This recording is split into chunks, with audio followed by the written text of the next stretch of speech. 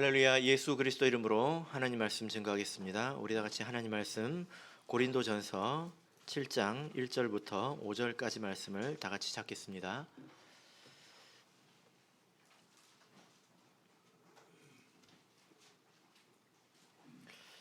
고린도전서 7장 1절에서 5절까지 말씀을 찾으셨으면 우리 같이 읽도록 하겠습니다. 고린도전서 7장 1절 읽겠습니다. 시작.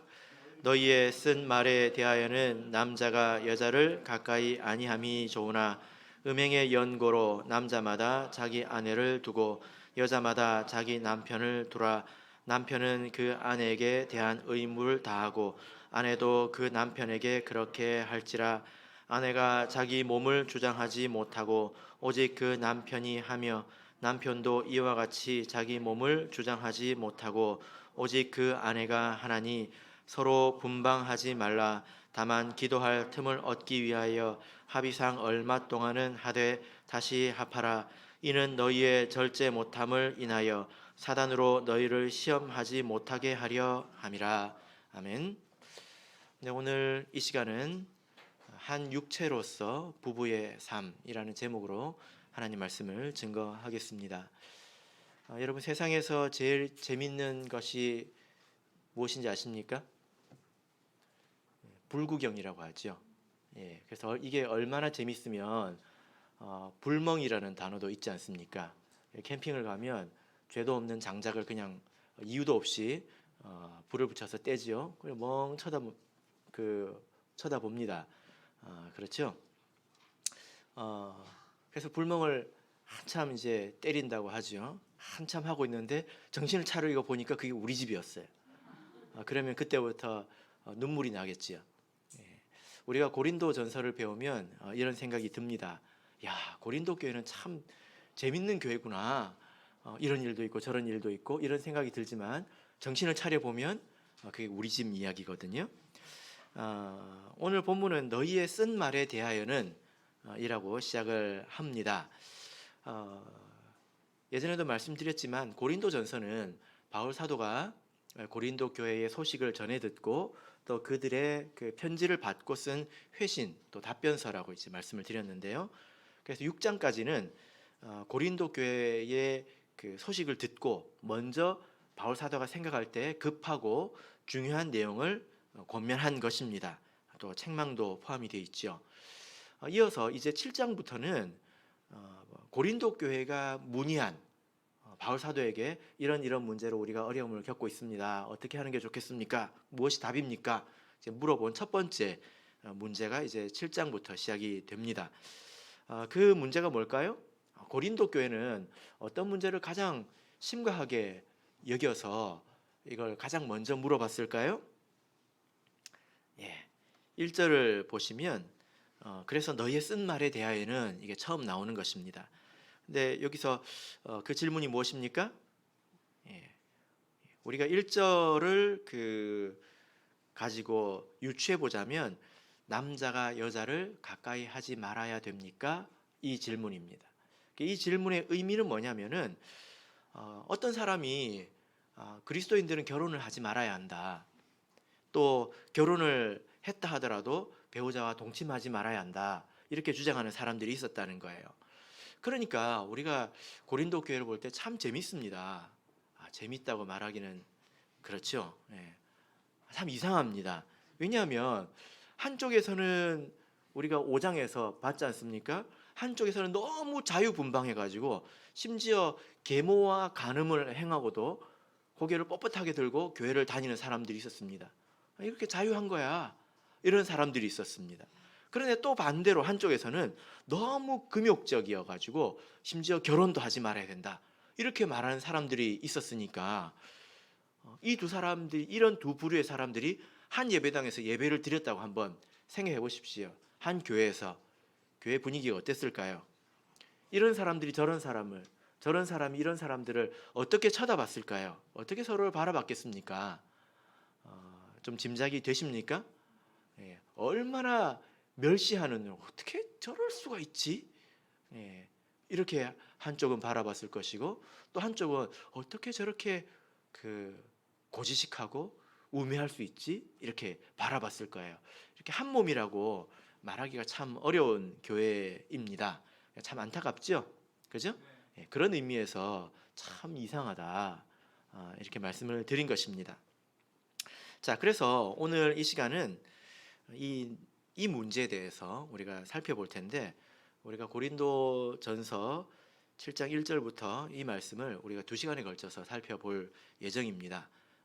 두 가지 관점으로 살펴볼 텐데, 첫 번째는 이 문제 자체에 대한 해답, 결혼이라는 것이 무엇이고 또 부부된다는 것이 무엇이냐, 이것이고요. 두 번째는 금욕에 대해서 좀 자세히 살펴보려고 합니다. 왜냐하면 성경에 보면 금욕에 대한 그런 가르침, 이것이 많이 있기 때문이죠. 자, 그래서 오늘은 첫 번째 관점으로 좀 이 본문을 바라보려고 합니다. 자, 먼저 그러면 1절, 2절을 다시 읽어보겠습니다.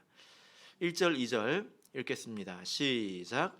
너희의 쓴 말에 대하여는 남자가 여자를 가까이 아니함이 좋으나 음행의 연고로 남자마다 자기 아내를 두고 여자마다 자기 남편을 두라. 예. 자, 여기 보면 이 결혼에 대해서 마치 이 결혼을 성욕을 해소하기 위한 그런 방편인 것처럼 제 기록이 되어 있는데요. 그러나 이것은 부분적인 해답입니다.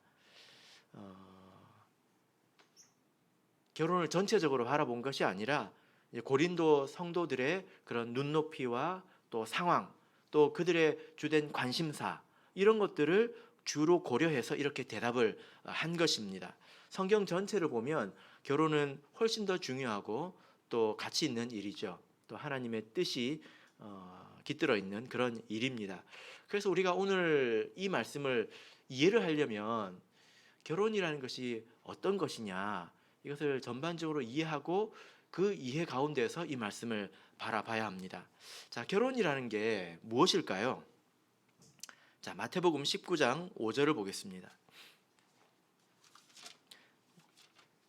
마태복음 19장 5절.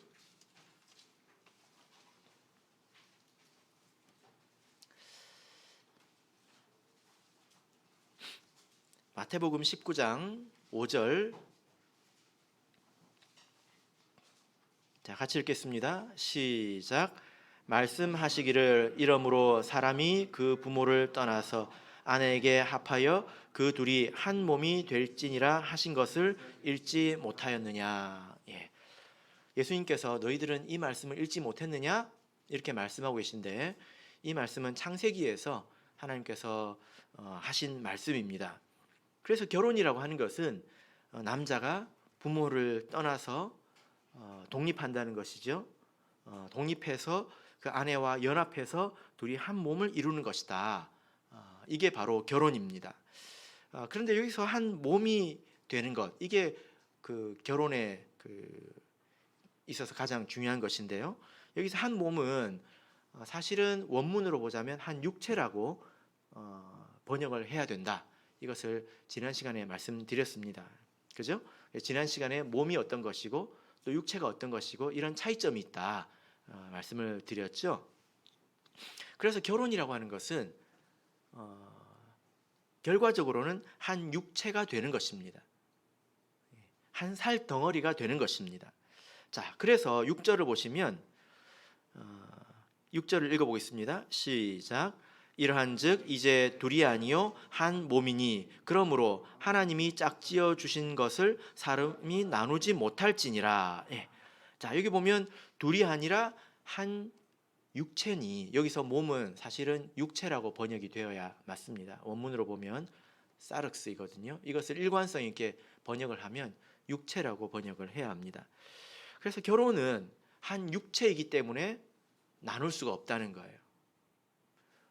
몸이라고 하는 것은 여러 기관이 연합해서 어떤 일을 하는 것이고 이것은 나눌 수 있다. 이렇게 말씀을 드렸죠. 그죠? 자, 여러분 이것을 한번 생각해 보십시오. 결혼 또 부부가 되었다고 하는 것은 한 육체가 된 것입니다. 이게 도대체 어떤 것일까요? 이걸 우리가 어떻게 이해를 해야 될까요? 어떤 것이 한 육체가 된 것입니까? 자, 이것은 먼저 물질적인 이야기는 아닙니다. 예. 왜냐하면 우리가 잘 알지 않습니까? 결혼을 한다고 해서 이 몸이 서로 막 엉겨붙고 그렇게 해서 다시 한 사람이 되거나 그런 건 아니지 않습니까? 물리적이거나 물질적인 이야기는 아니라는 거예요. 그러면 이것이 상징적인 이야기냐? 그렇지도 않습니다. 상징적이라고 하는 것은 무슨 말이냐면 부부가 서로 연합해서 이제 하나의 일을 이루어야 된다는 것입니다. 부부는 일심동체이지 않습니까? 그래서 한 방향으로 가야 된다고 하는 거예요. 만약에 그런 뜻이라면 부부는 한 몸이라고 해야 됩니다. 그래서 부부가 한 육체이지만 한 몸이라고 해도 됩니다. 왜냐하면 부부는 기본적으로 가장 가까운 동역자이지 않습니까? 그죠? 아이를 같이 키우잖아요. 육아 동역자, 예, 동업자, 육아 동업자이지요. 그리고 경제 공동체, 또 인생의 동반자라고 보통 말을 하지 않습니까? 그런 의미라고 우리가 생각한다면 부부는 한 몸이라고 해야 옳습니다. 한 육체의 의미가 그것은 아니라는 거예요. 그러면 한 육체라고 할 때 이건 도대체 무슨 말일까요? 부부가 한 육체라고 할 때는 이것은 영적인 표현입니다. 이것을 우리가 어떻게 이해를 하면 좋냐면요. 성찬과 비교를 해보면 좋습니다. 여러분 예수님께서 그 성찬을 행하실 때 이 떡을 딱 보시면서 문제를 내겠습니다. 이 떡은 내 살이니라고 하셨을까요? 내 몸이니라고 하셨을까요? 예? 예. 두 개 중에 하나를 말했는데 틀리면 더 부끄럽죠. 예.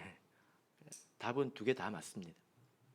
공간복음을 보면 예수님께서 이것은 내 몸이니 하셨고요. 근데 요한복음에서는 너희가 내 살을 먹지 않으면이라고 하셨습니다.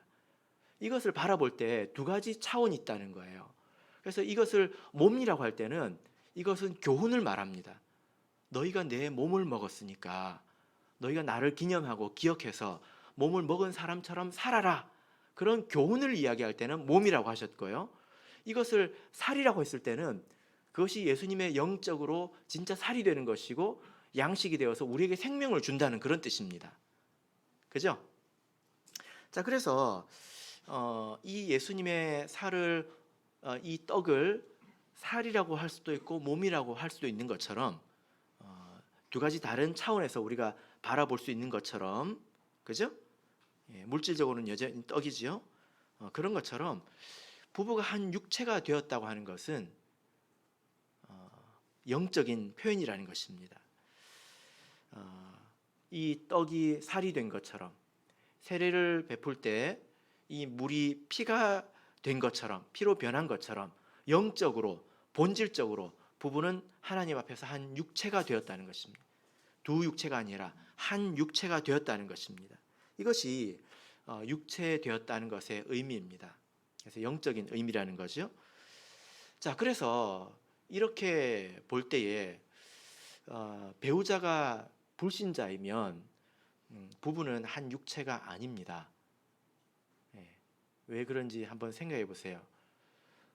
왜냐하면은 이것이 영적이기 때문에 그래요. 한 사람은 영적으로 살아 있습니다. 근데 한 사람은 영적으로 죽어 있지 않습니까?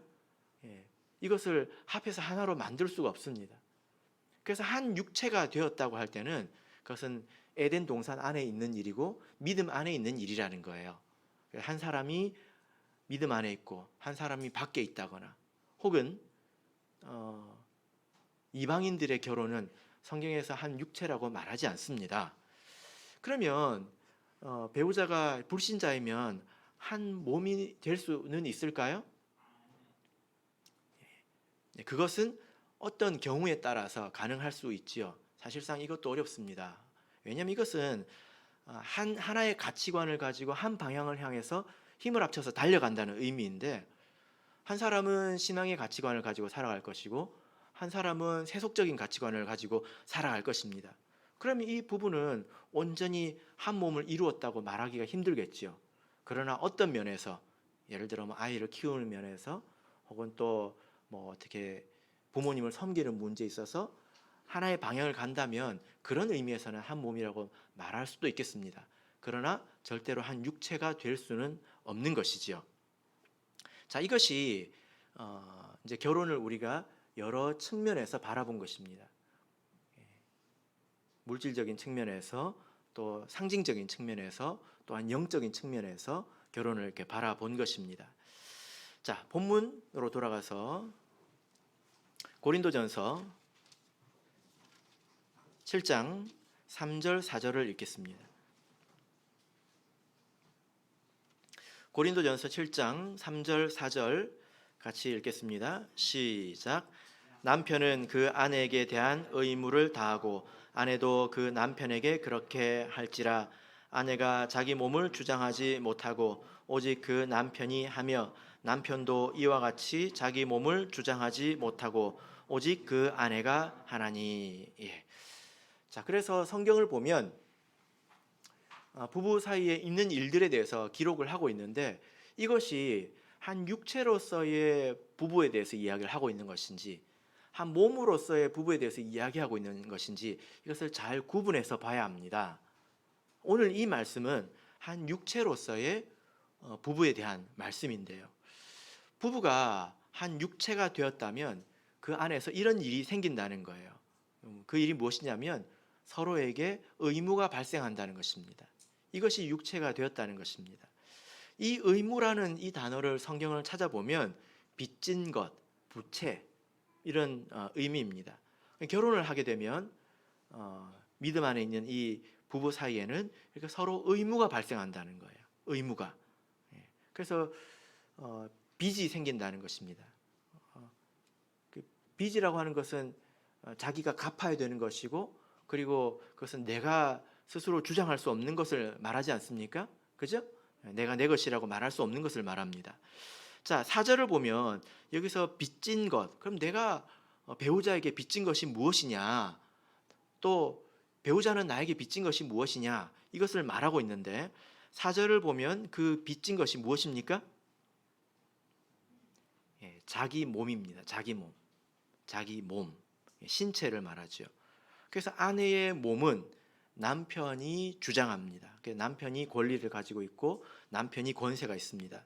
또 남편의 몸은 아내가 권리를 가지고 있습니다. 이것이 바로 그 한 육체로서의 부부 사이에서 일어나는 일들인데 이것이 무엇을 말할까요? 자기 몸을 주장하지 못한다. 이 말씀은 사실은 부부 관계를 말합니다.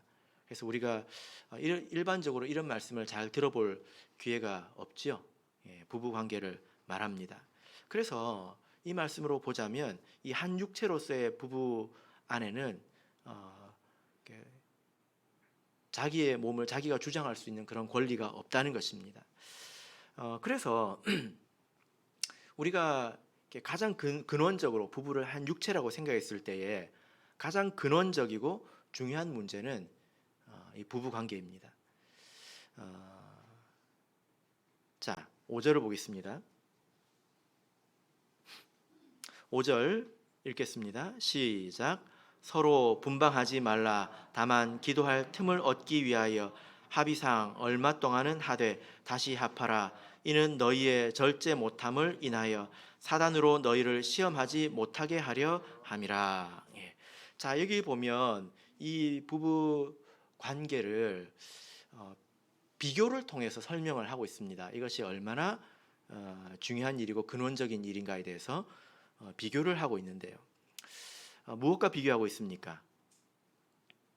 5절을 보면 기도와 비교하고 있습니다. 그러니까 이게 무슨 말이냐면요.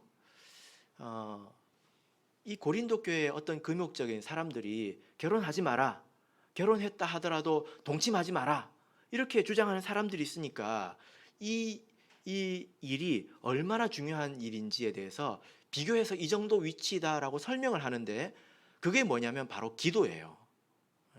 여러분, 보통 우리가 그 성도로서 하는 가장 중요하고 또 거룩한 일을 기도라고 생각하지 않습니까?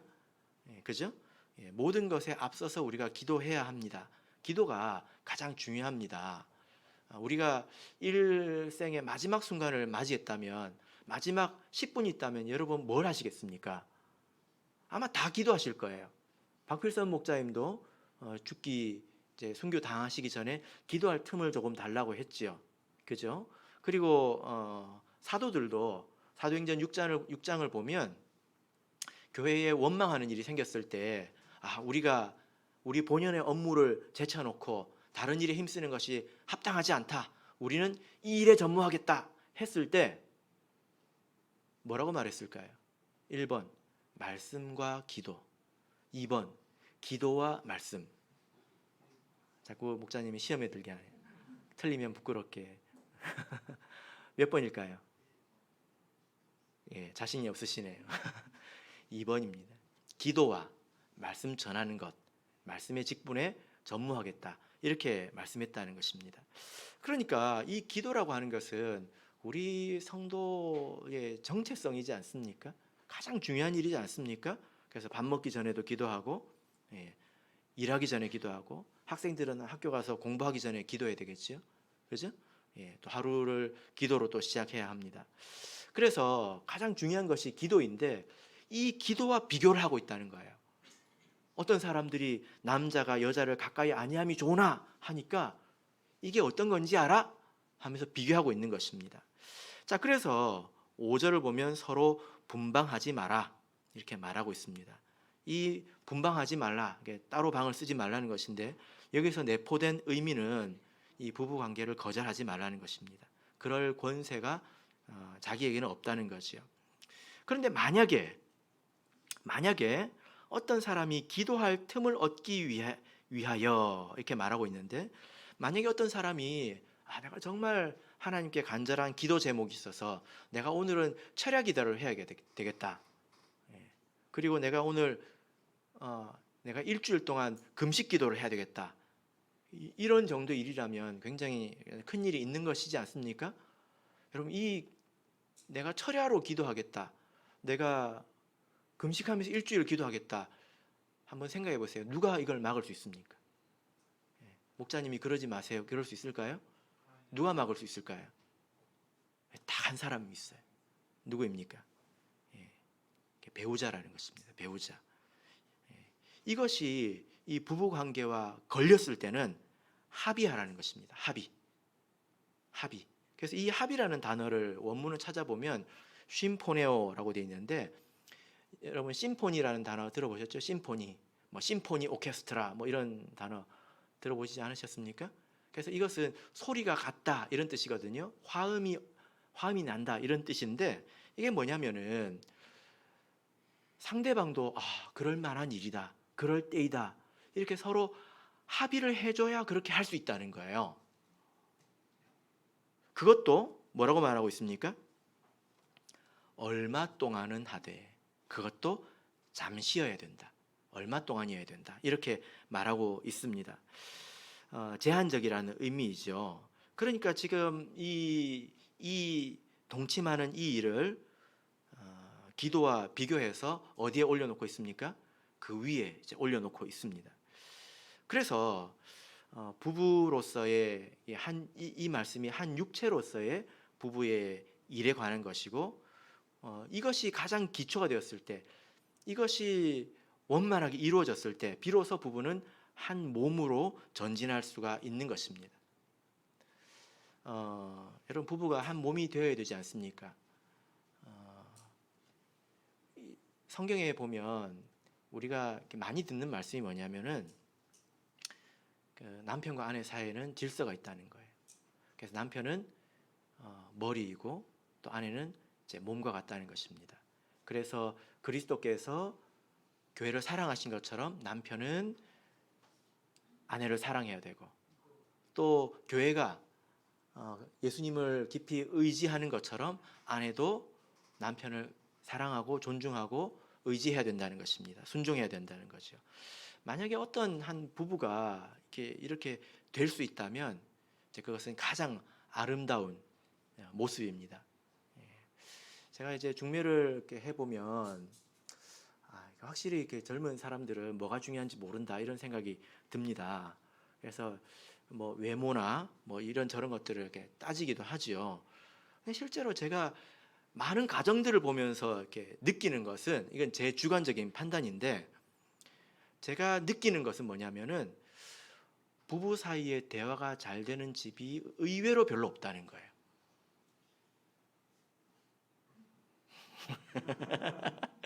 부부 사이에 대화가 잘 되는 집이 별로 없습니다. 그래도 우리 청주교회는, 또 천안교회도 마찬가지인데요. 그래도 모범적인 교회가, 가정이 많다고 생각을 합니다. 예.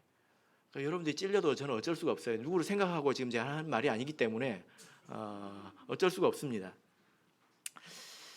그래서 대체적으로 제가 이렇게 뭐 이제 이런저런 분들을 만나봤을 때 대체적으로 아내들이 답답해하는 경우가 많습니다. 그죠? 아닌 집도 많아요. 그러니까 아내라고 해서 다 잘하는 것은 아니죠. 왜 그러냐 보면, 대체적으로 자매님들은 순종적이고 또 말씀을 잘 듣고 그러다 보니까 영적인 세계에 대해서 깨닫고 열려 있는 경우가 많습니다. 남편들은 보통 세상에서 일을 하지 않습니까? 하나님께서 아담에게 그 벌을 주셨을 때 어떻게 벌을 주셨나요? 죽을 때까지 땅만 쳐다보는 벌을 주셨잖아요. 땅이 열매를 주나 안 주나. 그래서 남자들을 보면 땅에 관심이 많습니다. 그래서 어떻게 해야 내가 먹고 살까, 처자식 안 굶길까, 이런 걱정을 많이 하고 살아가기 때문에 기본적으로 세속적인 면이 있어요. 이게 그래서 잘 안 통한다는 거예요. 남편을 볼 때 아유 답답하고 무식하고 언제 처리될까 이런 생각하는 아내들이 많지만, 청주교회는 그렇지 않은 것으로 예, 제가 생각을 합니다. 그래서 한번 여러분 생각해 보십시오. 세상에서 제일 쉬운 게 말이잖아요. 근데 말이 안 통하면 뭘 할 수 있겠습니까? 어떻게 한 방향으로 나갈 수 있겠습니까? 일생을 호흡을 맞춰서 나갈 수가 있겠습니까? 그죠? 만약에 아내가 남편을 정신적으로 또 신앙적으로 이렇게 의존할 수 있다면 그 가정은 굉장히 훌륭한 가정이죠. 그죠? 예. 그런데 이런 가정이 되려면 기본적으로 부부가 한 육체로서의 삶에 문제가 없어야 합니다. 그래야 한 부부로서의 삶으로 전진할 수가 있다는 것입니다. 뭐 이런 것을 콩가루 집안이라고 해야 될지는 모르겠는데, 정말 조심해야 되는 것은, 우리 자매님들께서 믿음이 있다고 생각하시면 남편의 자리에 절대 가면 안 됩니다. 그럼 어떤 일이 생기냐면 이삭의 가정이 되는 거예요. 리브가와 이삭 사이에 있었던 일이 있죠. 그 사이에 누가 태어났습니까? 야곱이 태어났죠. 지렁이 같은 야곱이 태어났습니다. 버러지가 태어났다는 거예요. 그 가정에 문제가 생긴다는 것입니다. 그래서 우리가 한 육체로서의 부부 관계에 문제가 없는 것이 모든 것의 기초가 됩니다. 이것이 성경의 진리입니다. 데살로니가 전서를 보겠습니다. 4장. 데살로니가 전서 4장 2절부터 4절을 보겠습니다.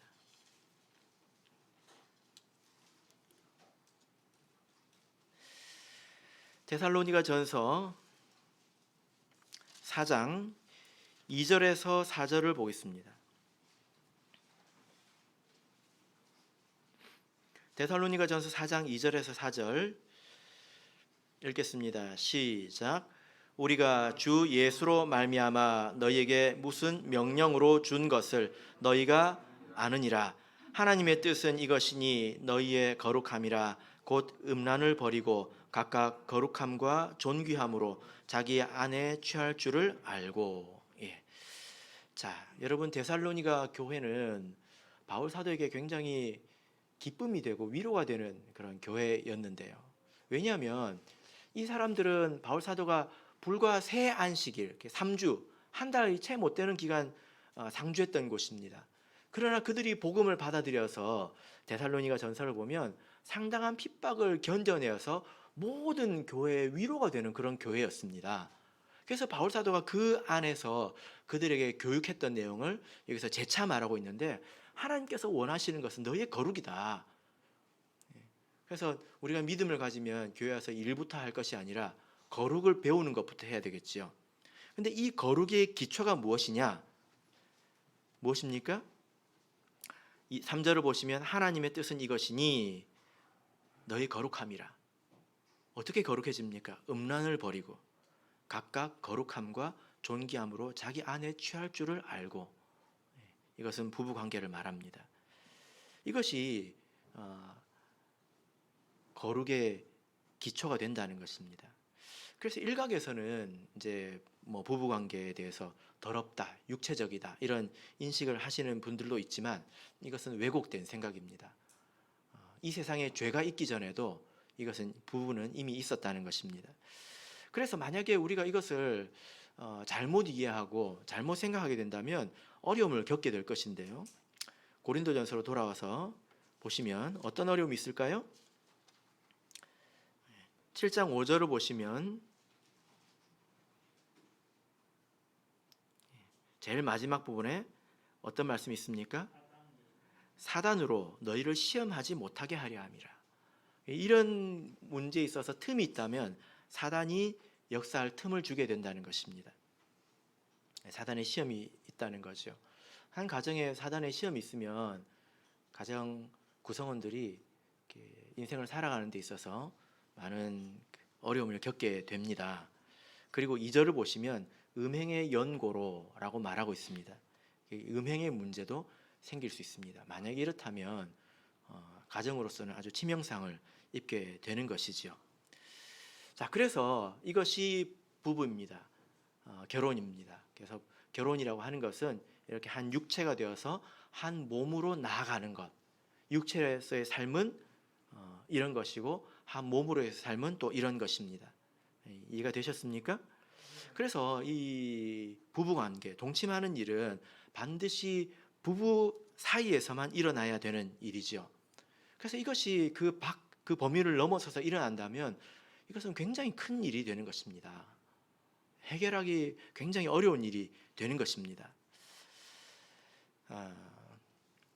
그런데 한 가지 우리가 질문을 가질 수 있는데, 만약에 어떤 사람이 이제 어차피 이제 부부가 될 것이라면 이제 그 이전에 이제 관계를 가져도 될까요?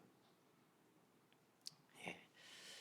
어차피 부부가 될 것이니까 뭐 약혼도 했고 이제 결혼을 앞두고 있으면 이런 말입니다. 대만에서는요 어떻게 하냐면 결혼 전에 이런 면에서 실수가 있다면, 그러니까 그 대상이 누구든지 뭐 지금 결혼한 사람이든지 아니면 다른 사람이든지 혹은 그런 실수가 있다면 혹은 이방 결혼이라면, 이방 결혼을 누가 한다면 대만에서는, 대만을 포함한 그런 이제 그 전 세계 대다수 교회에서는 교회에서 결혼하지 못하게 합니다. 교회에서 결혼하지 못하게 합니다. 이렇게 말을 들으면 예식장에서 하면 되지? 이렇게 생각할 수가 있죠. 그런데 교회에서 결혼을 하지 못한다는 것은 뭐냐면은 목자님이 주례를 서주지 않는다는 뜻입니다. 그러면 다른 분에게 맡기면 되지? 그런다고 결혼을 못하는 것은 아니지 않습니까? 근데 목자님이 주례를 서지 않는다는 것은 축복이 없다는 것입니다. 그 결혼 가운데서 그런 축복이 없다는 것입니다. 그래서 한국에서도 이제 여러분들께서 이제 아시라고 제가 말씀드리는데, 한국에서는 목자님들이 주례를 서줍니다. 그런 경우라도. 그런데 어떻게 서주냐면 이런 마음으로 서줍니다. 예를 들어 그 이방인이 와가지고 주례를 서달라고 하면, 뭐 예를 들어서 부모님이 우리 신도고 자식들이 다 교회를 안 나오고 그 자식이 이방인과 결혼한다. 주례를 서달라. 서줍니다. 왜 그럴까요? 그것은 전도를 위해서 해주는 것입니다. 그러나 그런 경우에 그 결혼식을 보면 축복 기도가 없습니다. 그래서 어떤 목자님은 이렇게 이야기하시더라고요. 누가 이방 결혼을 하면, 그래서 주례를 서달라고 하면 기꺼이 서준대요. 우리나라 목자님이 아니고 이제 그 해외 목자님입니다. 그리고 선물을 해주신대요. 왜 그러냐? 그 결혼이 슬픈 일이기 때문에 선물을 해준다는 것입니다. 그런데 믿음 안에 있는 형제들이 형제 자매가 이제 결혼한다. 그러면 선물을 안 준대요. 그리고 잘 안 간대요. 왜냐? 그것 자체가 이미 충분히 기쁜 일이기 때문에 선물을 줄 필요가 없다는 것입니다. 이게 맞는 말이죠. 자, 그래서 왜 이렇게 되는지를 좀 말씀을 드리려고 하는데, 말라기서 2장을 보겠습니다. 말라기서 2장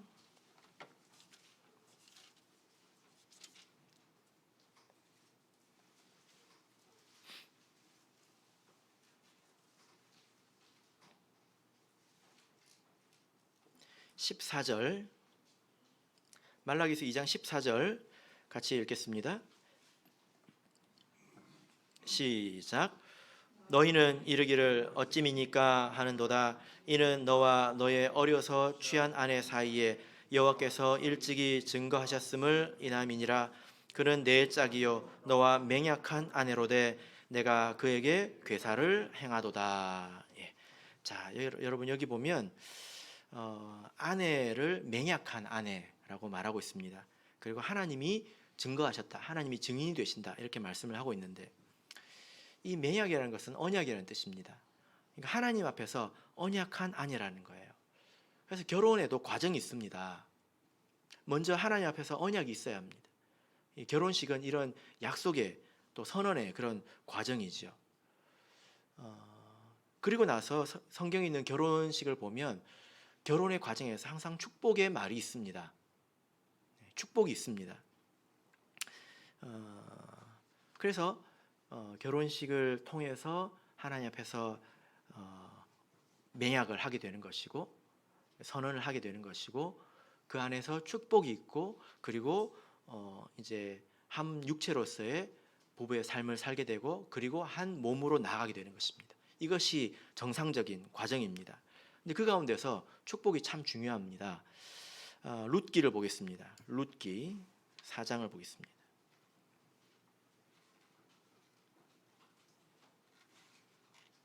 룻기 4장 11절 12절을 보겠습니다. 룻기 4장 11절 12절.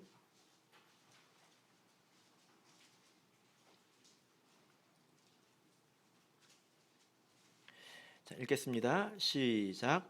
성문에 있는 모든 백성과 장로들이 가로되 우리가 증인이 되노니 여호와께서 내 집에 들어가는 여인으로 이스라엘 집을 세운 라헬, 레아 두 사람과 같게 하시고 너로 에브라스에서 유력하고 베들레헴에서 유명케 하시기를 원하며 여호와께서 이 소년 여자로 내게 후사를 주사 내 집으로 다말이 유다에게 낳아준 베레스의 집과 같게 하시기를 원하노라. 자, 이 말씀은 보아스가 이제 룻과 결혼할 때에 그가 받은 축복의 내용입니다. 여러분, 이 축복이라고 하는 것은 그냥 말잔치가 아닙니다. 특히 우리가 서로 축복할 수 있지 않습니까? 이 축복은 그런 축복이 아니라 권세 있는 자들의 축복입니다. 그래서 여기 보면 장로들이 이렇게 등장하는데요. 위에서 하나님께서 내려주시는 축복이 있다는 거예요. 이 축복은 권세 있는 사람들을 통해서 전해져 내려오고 있습니다. 그래서 예를 들어 보면 예수님께서 제자들을 보내시면서 어느 집에 들어가든지 평안을 빌라고 했죠. 그런데 그것은 그 제자들에게 주신 권세이지 아무나 그렇게 할 수 있는 게 아닙니다. 그렇게 했을 때 하나님이 그 제자들의 축복대로 일하신다는 거지 않습니까? 이것은 실체가 있는 것입니다. 그냥 말로 하는 게 제일 쉽다고 말로 때우는 말잔치가 아니에요. 그래서 이것은 어떤 정상적인 과정 안에서 그 사람들이 책임을 가지고 하나님을 대신해서 이렇게 시행하는 것입니다. 그것이 축복이죠. 그래서 이렇게 나중에 이 축복이 어떻게 성취가 되었는지 보십시오. 보아스의 자손 가운데 누가 등장합니까? 마지막 구절을 보면 다윗을 낳았더라 하고 끝나죠. 이 말로 끝난 것입니다. 다윗을 낳았다는 거예요. 그리고 다윗은 예수 그리스도의 또 조상이 되지 않습니까? 그래서 이 보아스의 집에 내려온 축복이 어떻게 성취되었는지를 볼 때 축복이 얼마나 중요한지를 알 수 있습니다. 축복이 결정적입니다. 이런 축복을 우리가 꼭 받고 살아야 합니다. 누리고 살아야 합니다. 성경을 보면 야곱과 에서가 있죠. 여러분이 생각할 때 에서가 어떤 사람인 것 같습니까? 계산을 못 해가지고 팥죽 한 그릇에 장작권을 팔아버리고 몸에 털 많고 무식하고 힘만 세고 그런 사람인 것 같죠? 그렇지 않습니다. 에서는 그 당시에 세상적으로 보면 굉장한 능력자예요. 그 야곱이 멀리서 일을 하고 그 집으로 돌아올 때 에서가 자기 집에 이 병사들을 몇 명을 끌고 옵니까? 400명을 끌고 옵니다. 이걸 누구하고 비교해 볼 수 있냐면 아브라함과 비교해 볼 수 있어요. 아브라함도 대단한 사람이었거든요. 그래서 주변에 있는 사람들이 당신은 우리 중에 지도자이다, 방백이다 하고 불렀을 정도로 아브라함은 위세가 있는 사람이었습니다. 동방에는 욥, 서방에는 아브라함이죠. 근데 아브라함이 전쟁을 나갈 때 300여 명을 데려가지 않습니까? 근데 에서는 400명 끌고 왔다고요. 에서가 대단한 사람입니다. 사냥하는 것이 그 당시로 보자면 굉장한 능력이었거든요. 근데 야곱은 집에만 있는 사람이었잖아요. 시간이 지나서 어떻게 바뀌었습니까? 야곱도 민족을 이루고 에서도 민족을 이루었지만 나중에 어떻게 되었습니까? 에서의 후예들이 에돔이죠. 나중에 에돔은 다 사라집니다. 흡수돼 버리죠. 그죠? 왜 이렇게 변해갔느냐? 이유는 하나밖에 없습니다. 에서가 능력이 더 있는데 왜 야곱이 더 올라갔습니까? 축복이에요. 그래서 우리가 야곱을 축복의 사람이라고 부르는 것입니다. 아브라함은 무엇의 사람입니까? 믿음의 사람. 아브라함의 일생을 보면 믿음이 무엇인지를 배울 수가 있어요. 이삭은 무엇의 사람입니까? 순종의 사람. 야곱은 축복의 사람. 그가 처세가 굉장히 좋은 사람이었지만 인생을 다 살고 깨달은 것은 축복이 결정적이다. 깨달은 거예요. 그래서 창세기 49장을 보면 축복을 제일 많이 한 사람이 누굽니까? 야곱이에요. 아들이 얼마나 많습니까? 한 장을 통틀어서 축복만 하고 있거든요. 그걸 읽으실 때 지겨웠죠? 여러분? 그래서 보자면 인생에 있어서 축복이 결정적인데 결혼할 때도 우리가 축복을 받아야 합니다. 한 육체로서 또 한 몸으로서 어떻게 살아가야 되는지 축복을 받아야 합니다. 그런데 결혼하기 전에 실수가 있으면 또 이방 결혼을 하면 이런 축복을 받지 못합니다.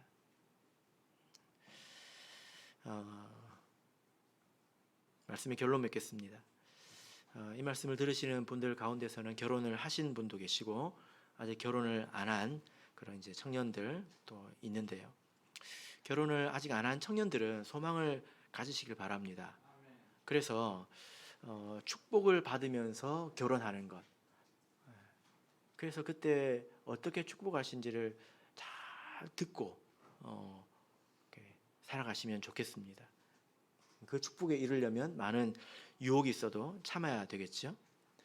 그리고 이미 결혼하신 분들은 오늘 말씀을 잘 이해하셔서 실천하시기를 바랍니다. 특별히 믿음 안에서 결혼하신 분들도 계시지만 그렇지 못한 분들도 이미 계시지 않습니까? 그런데 이런 한 가지의 정상적인 표준적인 것을 이렇게 제가 말씀을 드렸지만 그 이외에도 굉장히 다양한 비정상이라고 말하기는 그렇지만 표준적이지 않은 그런 결혼의 모양 많이 있습니다. 그죠? 그래서 예를 들어 누가 살다가 결혼을 하고 나서 전도가 되었다든지, 근데 한 사람만 전도되었다든지, 뭐 이런저런 경우가 또 많이 있지 않습니까? 예, 이런 경우에 우리가 어떻게 생각을 해야 될까요? 나는 축복을 못 받았구나 하고 낙심하지 마시기를 바랍니다. 고린도전서 7장이 아직 안 끝났죠? 유의 말씀들이 있습니다. 이것과 같지는 않지만 그러나 하나님의 은혜가 그래도 있습니다. 그래서 말씀에 결혼을 맺자면 한 육체로서의 우리가 부부가 원만한 부부가 되어야 합니다. 그리고 그것을 기초로 해서 우리가 거룩한 또 한 몸으로서의 부부의 삶을 살다가 경건한 자녀들을 낳고 하나님 나라에 간다면 하나님께서 반겨주실 것입니다. 우리 교회에 이런 가정이 예를 들어 5가정이 더 생겼다면 우리 교회는 지금과는 다른 가정이 됩니다. 이런 가정이 세워지는 것이 교회로 보자면 가장 크고 실질적인 의미가 있는 일입니다. 이것을 위해서 기도하시고 또 애쓰시는 저와 여러분이 되시기를 예수 그리스도 이름으로 축복합니다.